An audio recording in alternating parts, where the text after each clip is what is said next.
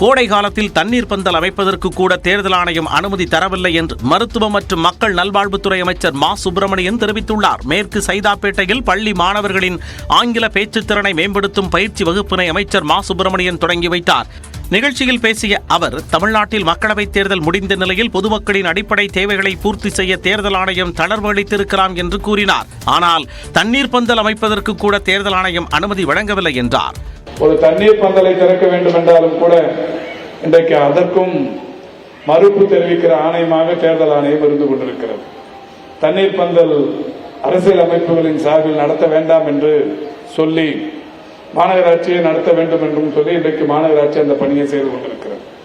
பொதுவாக தேர்தல் முடிந்துவிட்டது. இப்பொழுது தேர்தல் ஆணையம் என்ன செய்திருக்க வேண்டும் என்றால், அடிப்படை வசதிகளை செய்து தருவதற்கு இந்த நடத்தை விதிமுறைகளில் இருந்து விலக்கு அளித்திருக்கலாம். தேர்தல் நடத்தை விதிமுறையால் மருத்துவத்துறை அமைச்சராக மக்கள் பணியை செய்ய முடியாத சூழலில் இருப்பதாக அவர் தெரிவித்தார். தேர்தல் ஆணையத்தால் 1.5 மாதம் மக்கள் பிரதிநிதிகள் மட்டுமின்றி பொதுமக்களும் தண்டனையை அனுபவிப்பதாக அமைச்சர் மா சுப்பிரமணியன் வேதனை தெரிவித்தார்.